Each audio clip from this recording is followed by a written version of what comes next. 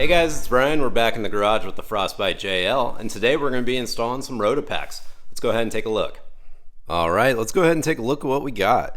So we did go ahead and pick up a couple of the 2-gallon Rotopax. This is going to be the water and the gas version for you. These are the older style that do have the interlocking bottoms. I do like these for the setup we're going to be running. And then I also, for my Smittybilt rack, I also picked up a universal plate here that they make. And then I've got a couple of their mounts. So I do have their deluxe Pax mount.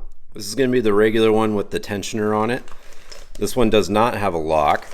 And I did go ahead and pick up the locking Pax mount as well. This is going to have the tensioner as well, which is nice, and then it also locks. I did want to be able to lock one of them.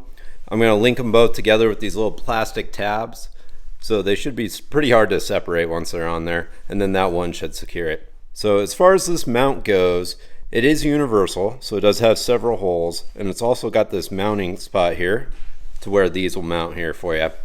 So I did have to go ahead and throw this up on the roof of the Jeep, take a look at where I needed to mark. I do need to drill some holes. So they do include these. So you're going to have 8 screws, the 8 square washers, and they're going to interlock inside these little backing plates, and this will go right around my tube. Space for my diameter tube, my 1-inch diameter on the Smittybilt rack, so that's great. Only thing about that is these ones did line up, but the ones in the back here didn't. So I did go ahead and paint mark kind of the center of the bar for the rear. And what I'm going to do, I did paint mark the center of this little plate here. I'm just going to set it just like so, and I'm going to drill a couple new holes. And then I'll paint it real quick so we don't get any rust, and then we should be all set. So let's go ahead, we'll drill those out real quick, and then we'll get started. Another thing to note is I am going to use some blue Loctite on those. We don't want them coming apart. And I do have a 1/4-inch drill bit to drill out to this size here for our bolts. And then you are going to need a 13mm socket to go ahead and tighten up these guys on the base here for you. So let's go ahead and open these up and we'll get going here.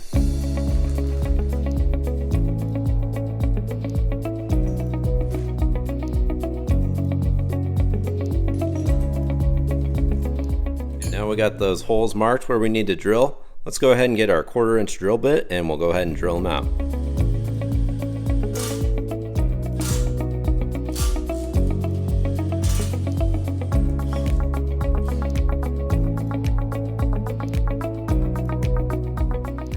Okay, let's go ahead and check our work here. Looks like it turned out pretty good. And those line up nice, so that'll do the trick. Let's go ahead and paint it up real quick and we'll get it on the Jeep. Alright guys, so after we drilled our plate, we went ahead and touched it up with some bed coating. This does match the texture pretty good. I think it looks pretty nice and cleaned it up. We're going to go ahead and let that dry for a little bit, and then we're going to get this mounted on our rack. Alright, here we go. So I went ahead and got the first one mounted up. So this one's going to be the one to the rear of the vehicle. It is the one I want to put the gas on, so we're going to put the locking one on that. One thing you want to make sure to do is make sure you got your orientation correct. You could do them this way, and you can also do them this way depending on how you're mounting them. I'm going to be mounting them lengthwise with the bracket, so we definitely want to make them perpendicular here. It does mount up nice. Let's go ahead and get the front one on, and then we're going to test fit it with our Rotopax. And one thing I wanted to point out, when you're going ahead and tightening down these 13 mils, this front one that I'm using is just drilled, and this back one is slotted, so when we go to put our Rotopax on, we can kind of fine tune it, so you want to leave those loose. I did go ahead and use blue Loctite. These are into aluminum, so you don't need to get them crazy tight, you just want them good and snug. So let's go ahead and we'll grab our Rotopax and we'll test fit it. Alright, so I went ahead and got these guys on there. Looks like it fits on there pretty good.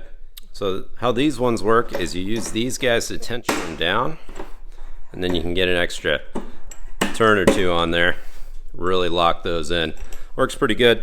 This works the same way, except it does have the little lock that you'll put back down in there. You do come with a couple keys here, so you do put this back down in there and then lock it, and then people are unable to loosen this and take it off. I do have these little black clips that we can put on the sides to really lock these guys together as well. It makes them pretty hard to get them apart. But this should be a pretty nice setup. I'm going to go ahead and finish tightening everything up here, and then let's get it on the Smittybilt rack. Alright, another thing I want to point out when using their hardware, if you are using the same Smittybilt Defender rack that I have, I've got that kind of its lowest setting. I do need to go ahead and take about 1/4 of an inch of the screw off. It does go down into the hard top and it doesn't quite tighten all the way by a thread or two. So I am going to go ahead and get the Dremel out. We'll just take 1/4 inch off all those and then we're ready to put it on the rack. And one more thing to note, guys, if you guys are ever going to cut a bolt a little shorter, go ahead and put the nut on first. That way when you go to thread it off, it cleans out the threads and then you can still get that nut back on. Just a little hint there that definitely helps when you're dealing with cutting these. All right, let's go ahead and zip those off.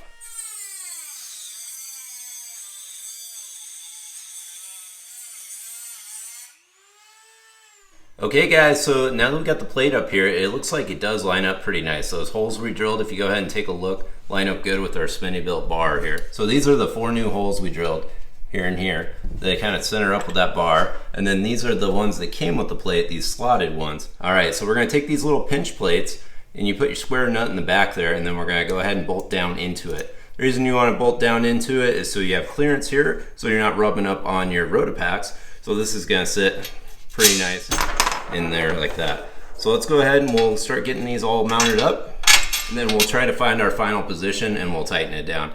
So just to show you guys how this works, you do have the plate here, you do have your square nut there, that's gonna go right in there. You do have to kind of juggle it and we'll put this underneath the bar and then we'll drop the bolt down in and tighten it down. All right guys, so a little trick.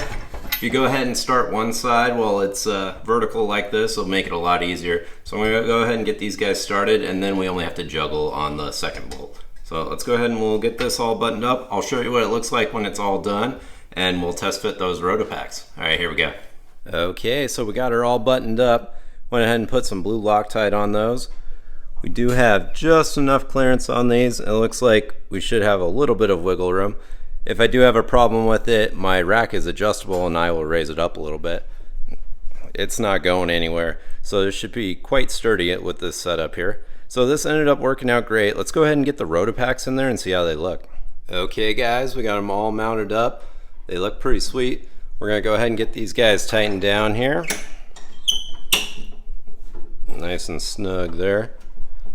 I do have them linked together now and they are on there pretty tight. They're not wiggling anywhere. So this looks like a great setup, guys.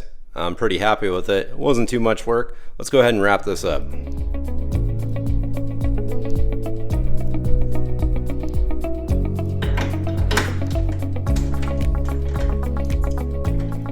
Okay, that's gonna do it for this install of the Rotopax and their universal mount on my Spinny-Built rack. It was a pretty easy install. It wasn't too hard, only took an hour or so. So you guys could definitely do this at home. I will put links for all this stuff down below if you guys want to pick it up. Go ahead and do that. We do have the merch website on now, so you guys can go ahead and pick up some hats or t-shirts if you want to help support the channel. And don't forget to like and subscribe. Stay tuned. We got a Moab trip coming up. See you guys.